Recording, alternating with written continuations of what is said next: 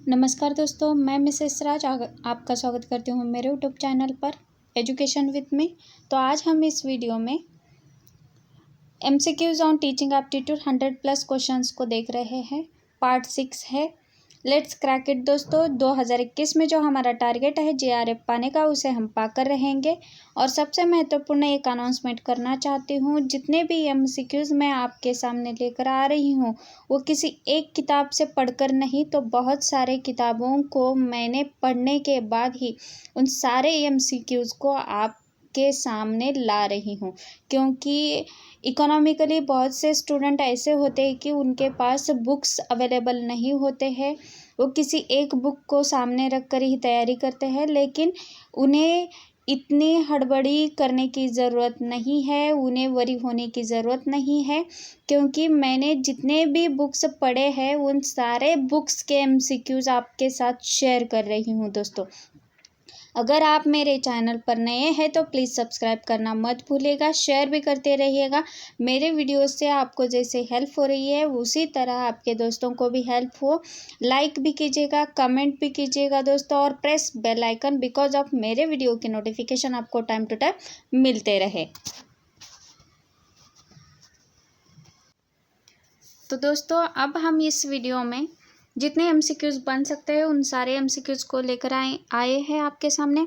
और ये जो एमसीक्यूज है वो इवैल्यूएशन जो है हमारा टीचिंग एप्टीट्यूड में जो इवैल्यूएशन सिस्टम है उस पर उसके रिलेटेड ये सारे के सारे एमसीक्यूज है दोस्तों। अब यहाँ पर देखिए इन सारे एमसीक्यूज को आपके साथ शेयर क्यों कर रही हूँ, मतलब जितने एमसीक्यूज आप सॉर्ट आउट करते जाएंगे या छुड़ाते जाएंगे, उसे आप देखते जाएंगे, तभी आपको कॉन्फिडेंस आएगा। और एक हद तक अगर हम देखेंगे तो जितने एमसीक्यूज अधिक से अधिक आपके कंसेप्ट क्लियर होने के बाद जितने एमसीक्यूज आप छुड़ाते जाएंगे, उससे आपके एग्ज़ाम के लिए, आपके गोल के लिए, आपके एम के लिए बहुत ही हेल्प होगी। ठीक है, तो यहाँ पर देखिए मेरा सेशन शुरू हो रहा है। थोड़े दिनों तक मैं वीडियो नहीं डाल पाई बिकॉज ऑफ हेल्थ इश्यूज। और यहाँ पर देखिए एजुकेशन विद में मेरा चैनल है, लर्न एंड क्रैक एग्ज़ाम। मेरा जो टाइम टेबल है मॉर्निंग पेपर 1 का 11 to 12 और पेपर 2 का आफ्टरनून 1 से 2 बजे तक मंडे टू फ्राइडे चलता रहेगा। और पेपर 1 के जितने भी मोस्ट एक्सपेक्टेड एमसीक्यूज है वो रात के 11 से 12 बजे हो रहे हैं दोस्तों। फास्ट रिवीजन के तौर पर मैंने कंप्लीट टीचिंग एप्टीट्यूड का कंप्लीट कर दिया है। और मेरे चैनल पर सबसे महत्वपूर्ण मैं बताना चाहती हूँ कि आपको किसी भी प्रकार के चार्जेस देने की ज़रूरत नहीं है, फ्री क्लासेस हो रहे हैं। प्रीवियस ईयर के क्वेश्चंस, मोस्ट एक्सपेक्टेड एमसीक्यूज और डाउट क्लियरिंग सेशन हो रहा है सैटरडे टू संडे। अगर आपके किसी टॉपिक पर अगर डाउट है तो आप मुझे कमेंट करके बता सकते हैं, सिर्फ स्टडी के रिलेटेड, नथिंग एल्स। ओके, और सब्सक्राइब करना मत भूलिएगा, शेयर भी करते रहिएगा, लाइक भी कीजिएगा और press bell icon because of मेरे वीडियो के नोटिफिकेशन आपको टाइम टू टाइम मिलते रहे। यहाँ पर देखिए पहला क्वेश्चन हम शुरू करने जा रहे हैं। पहला क्वेश्चन देखिए, मूल्यांकन शब्द से तात्पर्य है, ठीक है, दिखाई दे रहा है। ऑप्शन देखिए, व्यक्ति बालक की उपलब्धि का मात्रात्मक वर्णन, व्यक्ति बालक की योग्यताओं का गुणात्मक वर्णन, व्यक्ति बालक की उपलब्धि एवं योग्यताओं का मूल्य निर्णय, उपर्युक्त में से कोई नहीं।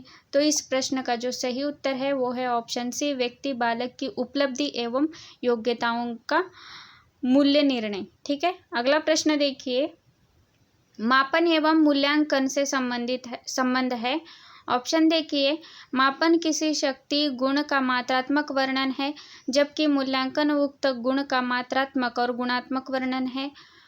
मूल्यांकन व्यापक है और उसमें मापन निहित रहता है।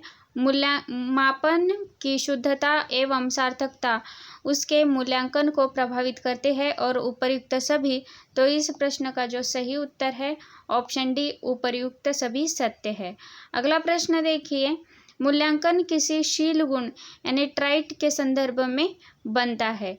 ऑप्शन देखिए, उक्त गुण कितना है, उक्त गुणों को क्या मूल्य दिया जाएगा, उक्त गुणों को कैसे व्यक्त किया जाएगा, उक्त गुणों को कैसे मापा जाएगा?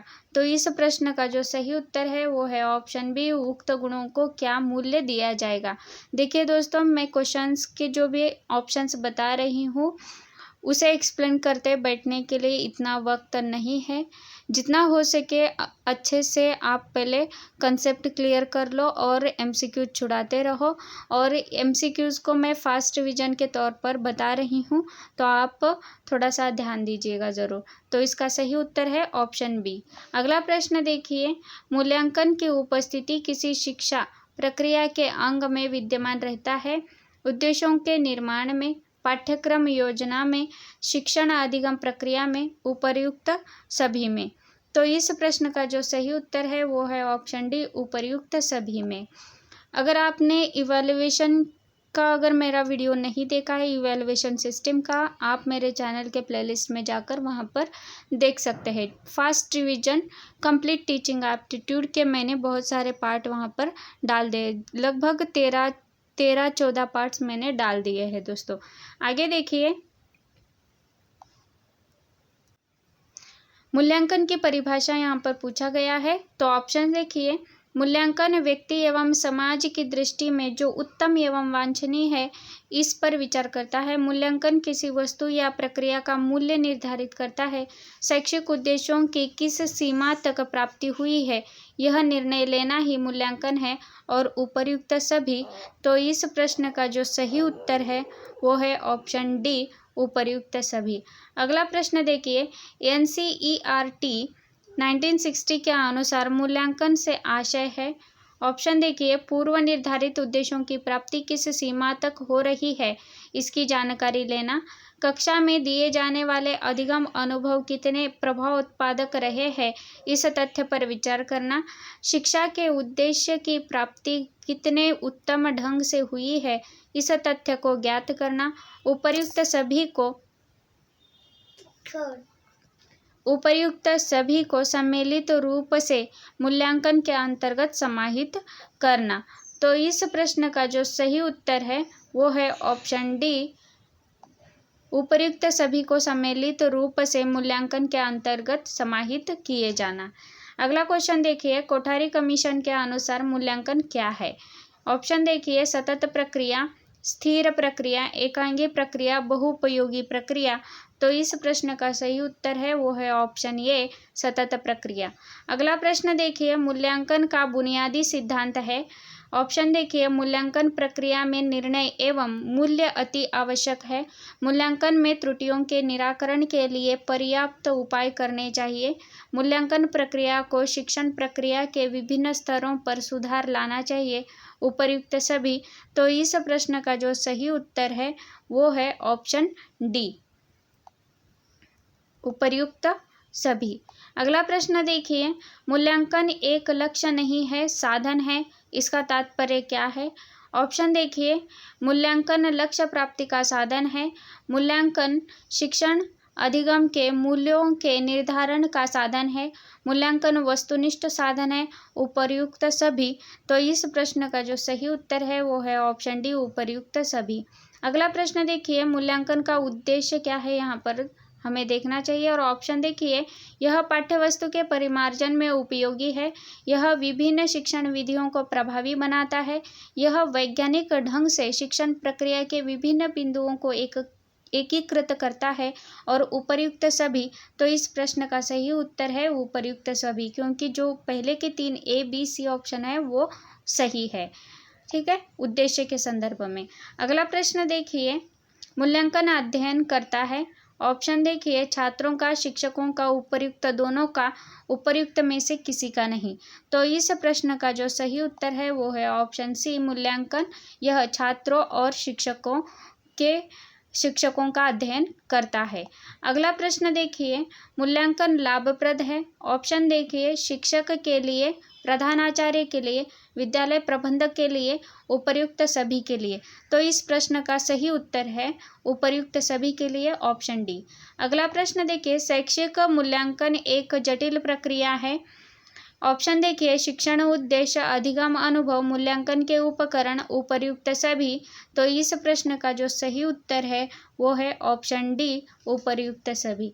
अगला प्रश्न देखिए, डॉक्टर पटेल ने शैक्षिक प्रक्रिया के सूत्र बताए हैं। शैक्षिक उद्देश्य, विषय वस्तु, अधिगम प्रक्रिया, मूल्यांकन पद्धति एवं उपर्युक्त सभी। तो इस प्रश्न का जो सही उत्तर है वो है ऑप्शन डी, उपर्युक्त सभी। अगला प्रश्न देखिए, शैक्षिक उद्देश्यों के निर्धारण में सावधानी बरतनी चाहिए।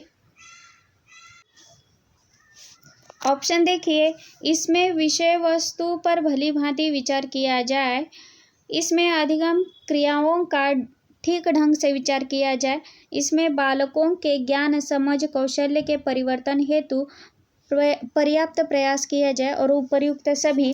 तो इस प्रश्न का जो सही उत्तर है दोस्तों ऑप्शन डी, उपर्युक्त सभी।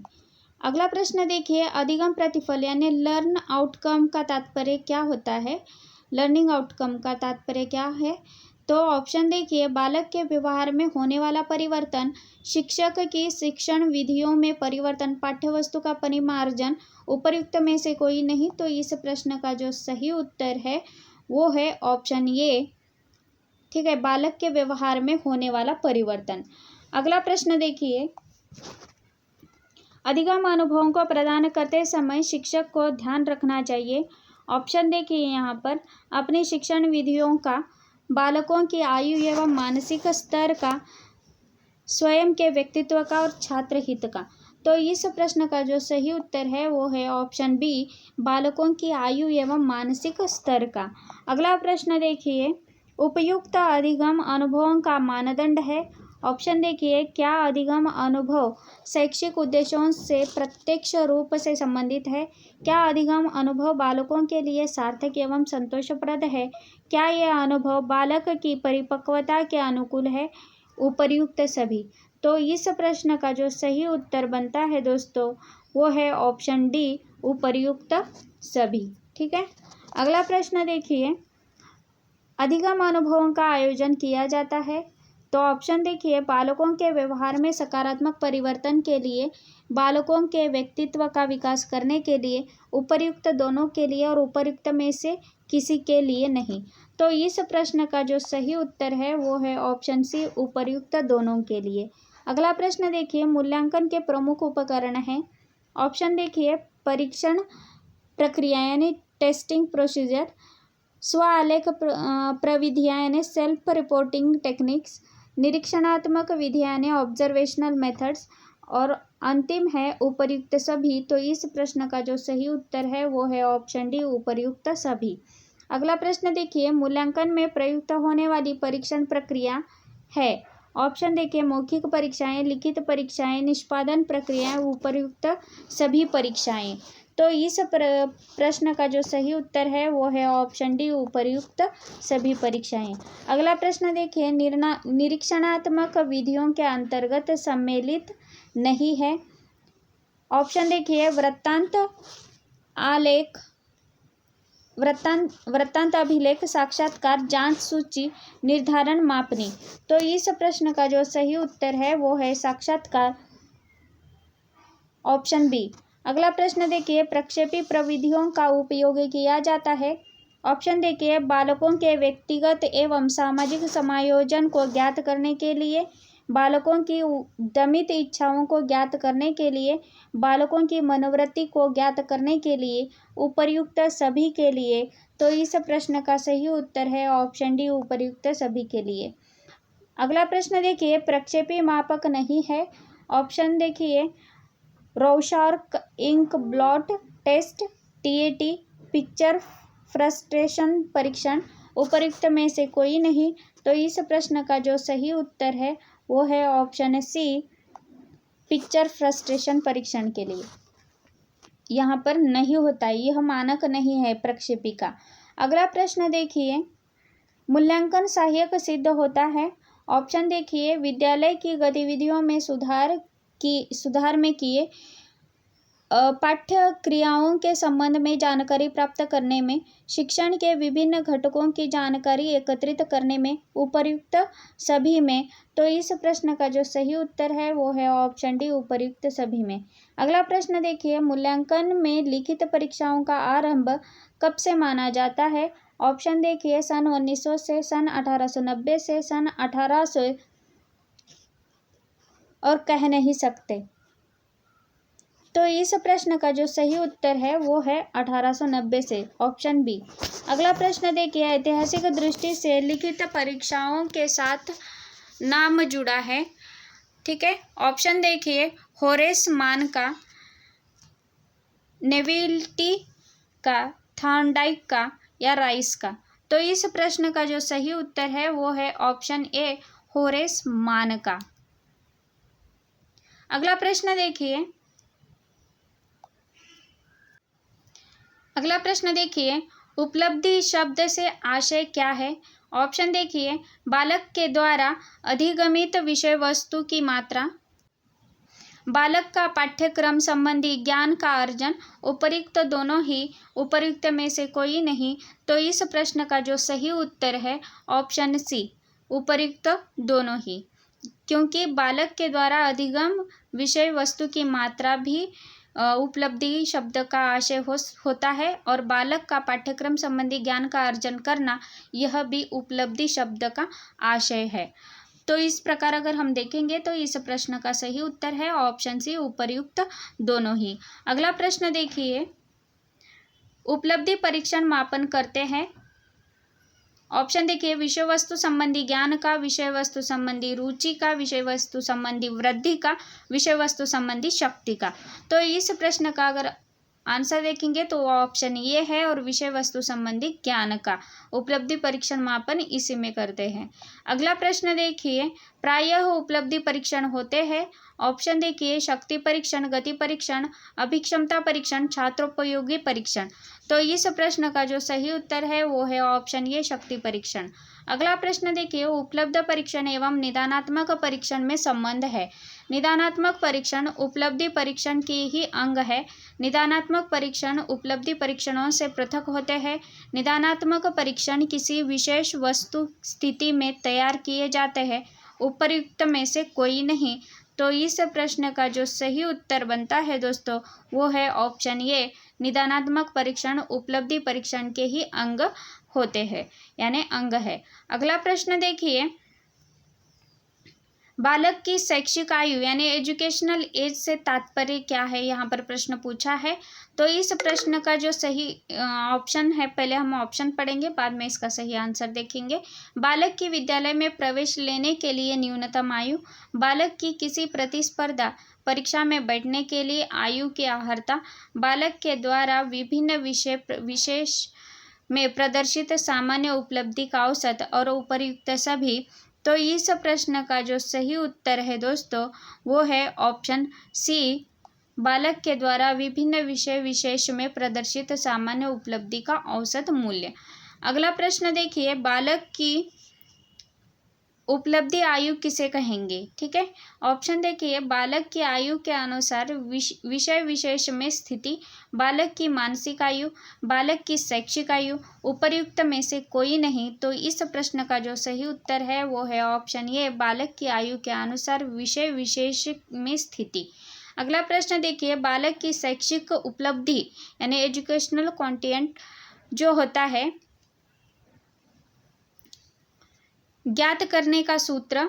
ऑप्शन देखिए, यहाँ पर ये सूत्र है, बालक की शैक्षिक जो आयु होती है उसके संदर्भ में यह सूत्र है। तो इस सूत्र को देखिए, शैक्षिक आयु डिवाइडेड बाय वास्तविक आयु इंटू 100, मानसिक आयु डिवाइडेड बाय वास्तविक आयु इंटू 100, वास्तविक आयु डिवाइडेड बाय शैक्षिक आयु इंटू 100, या शैक्षिक आयु डिवाइडेड बाय मानसिक आयु इंटू 100।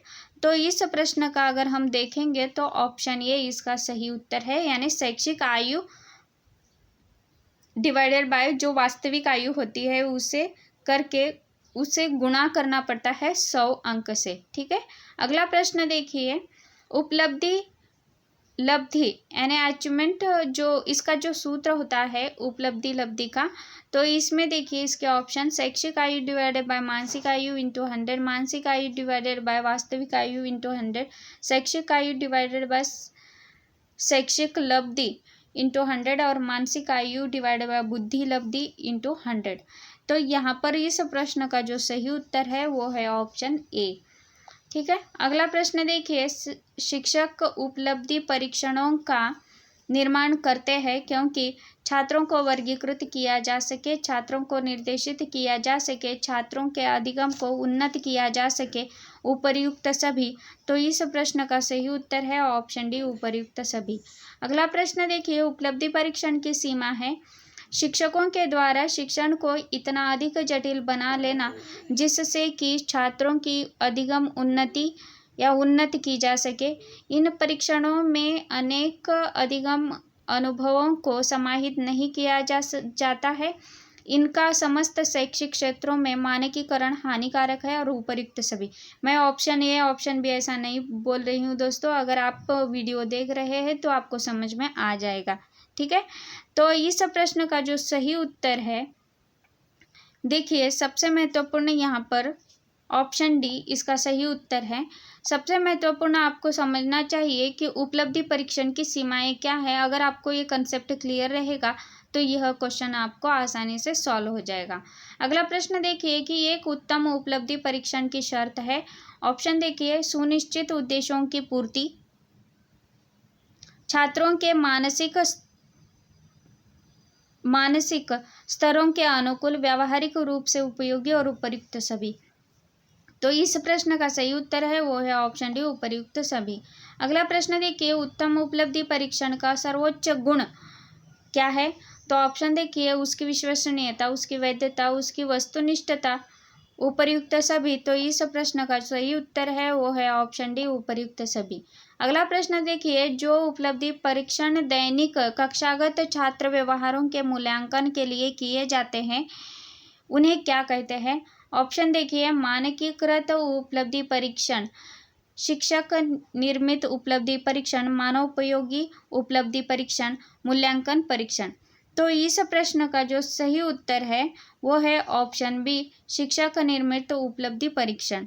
अगला प्रश्न देखिए, मानकीकृत उपलब्धि परीक्षण का गुण कौन सा है। तो इस प्रश्न का यहाँ पर देखिए ऑप्शन देखिए, वस्तुनिष्ठता, वैधता, विश्वसनीयता, उपर्युक्त सभी।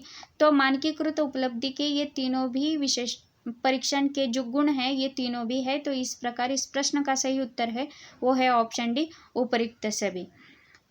और अंतिम प्रश्न देखिए इस वीडियो का, अध्यापक निर्मित उपलब्धि परीक्षण का प्रकार नहीं है। ऑप्शन देखिए, निबंधात्मक परीक्षण, वस्तुनिष्ठ परीक्षण, निदानात्मक परीक्षण और वाचन परीक्षण। तो इस प्रश्न का जो सही उत्तर है वो है ऑप्शन डी, वाचन परीक्षण। यह इस उपलब्धि परीक्षण का प्रकार नहीं है।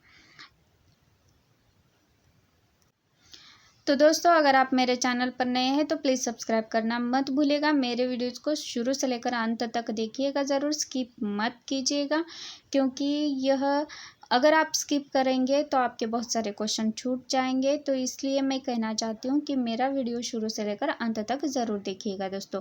100% सक्सेस हमें मिलेगा। It's exam time, here's a big good luck wish to you my all student. And then once again मैं यह बताना चाहती हूँ कि जो भी एग्ज़ाम के रिलेटेड महत्वपूर्ण जो भी नोटिफिकेशंस होगी, अनाउंसमेंट होगी, सबसे पहले आपको मेरे चैनल पर देखने को मिलेगी। और बेस्ट ऑफ लक दोस्तों, मेरे साथ पढ़ाई कीजिएगा, 100% सक्सेस मिलेगा। हमारा 2021 का टारगेट GRF पाने का, उसे हम हासिल करके रहेंगे। सो लेट्स क्रैक इट दोस्तों। अगले वीडियो तक धन्यवाद।